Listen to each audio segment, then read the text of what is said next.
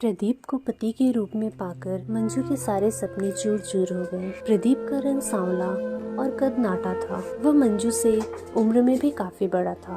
मंजू ज्यादा पढ़ी लिखी तो नहीं थी, मगर थी बहुत खूबसूरत। उसने खूबसूरत फिल्मी हीरो जैसे पति की कल्पना की थी। प्रदीप सीधा साधा और नेक इंसान था। वह मंजू से बहुत प्यार करता था और उसे खुश रखने के लिए अच्छे अच्छे तोहफे लाता था, मगर मंजू मुंह बिचकाकर तोहफे एक और रख देती। वह हमेशा तनाव में रहती। उसे पति के साथ घूमने फिरने में भी शर्म महसूस होती। मंजू तो अपने देवर संदीप पर फिदा थी। पहली नज़र में ही वह उसकी दीवानी हो गई थी। संदीप मंजू का हम उम्र भी था और खूबसूरत भी। मंजू को लगा कि उसके सपनों का राजकुमार तो संदीप ही है।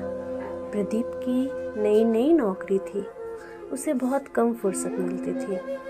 अक्सर वह घर से बाहर ही रहता।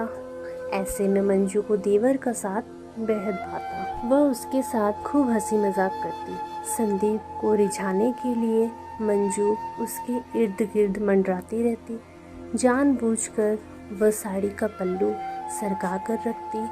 उसके गोरे खूबसूरत बदन को संदीप जब चोर निगाहों से घूरता तो मंजू के दिल में सहनाइयां बज उठती। वह चाहती थी संदीप उसके साथ छेड़छाड़ करे, मगर लोक लाज के डर और घबराहट के चलते संदीप ऐसा कुछ नहीं कर पाता था। संदीप की तरफ से कोई पहल ना होते देख मंजू उसके और भी करीब आने लगी। वह उसका खूब ख्याल रखती।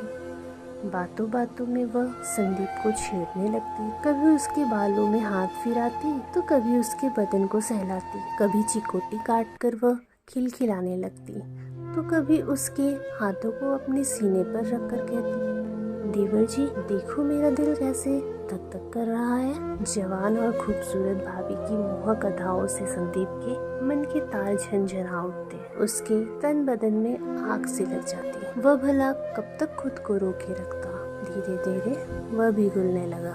देवर भाभी एक दूसरे से चिपके रहने लगे। दोनों खूब हंसी ठिठोली करते। वह एक दूसरे की चुहरबाजियों से खूब खुश होते। अपने हाथों से एक दूसरे को खाना खिलाते, साथ साथ घूमने जाते, कभी पार्क में समय बिताते तो कभी सिनेमा देखने चले जाते। एक दूसरे का साथ उन्हें अपार सुख से भर देता। दोनों की नजदीकियां बढ़ने लगी। संदीप के प्यार में मंजू को बेहद खुशी मिलती। हंसती खिलखिलाती मंजू को संदीप बाहों में भरकर चूम लेता तो कभी गोद में उठा लेता, कभी उसके सीने पर सिर रखकर संदीप कहता, इस दिल में अपने लिए जगह ढूंढ रहा हूँ, मिलेगी क्या? चलो देवर जी फिल्म देखने चलते हैं। एक दिन मंजू बोली, हाँ भाभी चलो, अजंता टॉकीज में नई फिल्म लगी है। संदीप खुश होकर बोला और कपड़े बदलने के लिए अपने कमरे में चला गया। मंजू कपड़े बदलने के बाद आईने के सामने खड़ी होकर बाल संवारने लगी। अपना चेहरा देखकर वह खुद से ही शर्मा गई। बन ठन कर जब वो निकली तो संदीप उसे देखता ही रह गया। तुम इस तरह क्या देख रहे हो देवर जी? तभी मंजू इटलाते हुए हंसकर बोली। अचानक संदीप ने मंजू को पीछे से बाहों में भर लिया और उसके कंधे को चूम कर बोला, बहुत खूबसूरत लग रही हो भाभी। काश हमारे बीच ये रिश्ता ना होता तो कितना अच्छा होता। अच्छा तो तुम क्या करती? मंजू शरारत से बोली, मैं झटपट शादी कर लेता। संदीप ने कहा। धत, मंजू शर्मा गई, लेकिन उसके होठों पर मादक मुस्कान बिखर गई। देवर का प्यार जताना उसे बेहद अच्छा लगा। खैर वे दोनों फिल्म देखने चल पड़े। फिल्म देखकर जब वे बाहर निकले तो अंधेरा हो चुका था। वे अपनी ही धुन में बातें करते हुए घर लौट पड़े। उन्हें क्या पता था कि दो बदमाश उनका पीछा कर रहे हैं। रास्ता सुनसान होते ही बदमाशों ने उन्हें घेर लिया और बदतमीजी करने लगे। यह देखकर संदीप डर के कांपने लगा। जान प्यारी है तो तू भाग जा यहाँ से, वरना यह चाकू पेट में उतार दूंगा। एक बदमाश दांत पीसता हुआ संदीप के आगे गुर्राया।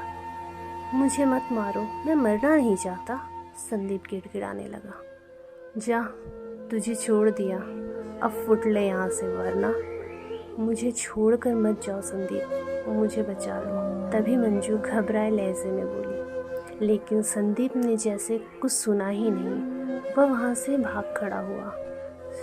सारे बदमाश हो कर हंसने लगे। मंजू उनकी कैद से छूटने के लिए छटपटा रही थी, पर उसका विरोध काम नहीं आ रहा था। बदमाश मंजू को अपने चुंगल में देख उसे छेड़ते हुए जबरदस्ती खींचने लगे। वे उसके कपड़े उतारने की फिराक में थे। बचाओ बचाओ, मंजू चीखने लगी। चीखो मत मेरी जान, गला खराब हो जाएगा। तुम्हें बचाने वाला यहाँ कोई नहीं है, तुम्हें हमारी प्यास बुझानी ही होगी, एक बदमाश बोला। हाय कितनी सुंदर हो, मजा आ जाएगा। तुम्हें पाने के लिए हम कब से तड़प रहे थे, दूसरे बदमाश ने हंसते हुए कहा। बदमाशों ने मंजू का मुंह दबोच लिया और उसे घसीटते हुए ले जाने लगे। मंजू की घुटी घुटी चीख निकल रही थी, वह बेबस हो गई थी।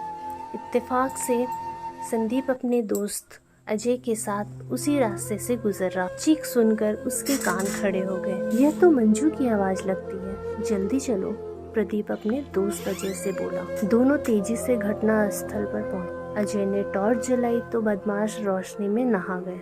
बदमाश मंजू के साथ जबरदस्ती करने की कोशिश कर रहे थे। मंजू लाचार हिरन सी छटपटा रही थी। प्रदीप और अजय फौरन बदमाशों पर टूट पड़े।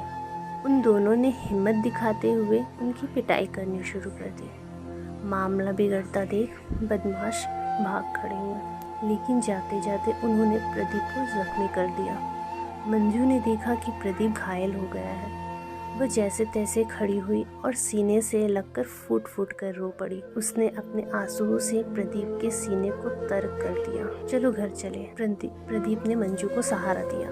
उन्हें घर पहुंचाकर अजय वापस चला गया। मंजू अभी भी घबराई हुई थी, पर धीरे धीरे वह ठीक हुई। यह क्या, आपके हाथ से तो खून बह रहा है, मैं पट्टी बांध देती हूँ, प्रदीप का जख्म देख कर मंजू ने कहा। मामूली सा जख्म है, जल्दी ठीक हो जाएगा, प्रदीप प्यार से मंजू को देखते हुए बोला। मंजू के दिल में पति का प्यार बस चुका था। प्रदीप से नजर मिलते ही वह शर्मा गई। वह मासूम लग रही थी। उसका प्यार देखकर प्रदीप की आंखें छलछला आई। बीवी का सच्चा प्यार पाकर प्रदीप के वीरान दिल में हरियाली छा गई। वह मंजू को अपनी बाहों में भरने के लिए मचल उठी। इतने में मंजू का देवर संदीप सामने आ गया। वह अभी भी घबराया हुआ। बड़े भाई के वहां से जाने के बाद संदीप ने अपनी भाभी का हाल चाल पूछना चाहा तो मंजू ने उसे दूर रहने का इशारा किया। तुमने तो मुझे बदमाशों के हवाले कर दिया था। अगर मेरे पति समय पर ना पहुंचते तो मैं लुट गई थी। कैसे देवर हो तुम। जब मंजू ने कहा तो संदीप का सिर शर्म से झुक गया। इस एक घटना ने मंजू की आंखें खोल दी थी। अब उसे अपना पति ही सच्चा हमदर्द लग रहा था। वह अपने कमरे में चली गई और दरवाजा बंद कर लिया। दोस्तों, ये थी हमारी आज की कहानी। उम्मीद है आपको कहानी पसंद आई होगी। कहानी के बारे आपकी क्या राय है कमेंट में ज़रूर बताएं, और अगर कहानी अच्छी लगी तो वीडियो को लाइक ज़रूर करें, और इसी तरह की नई नई कहानी सुनने के लिए चैनल को सब्सक्राइब करें और बेल आइकन को ऑल पर सेट करें, ताकि हमारी आने वाली नई वीडियो आपको सबसे पहले मिले। तब तक के लिए मुझे दीजिए इजाज़त। धन्यवाद।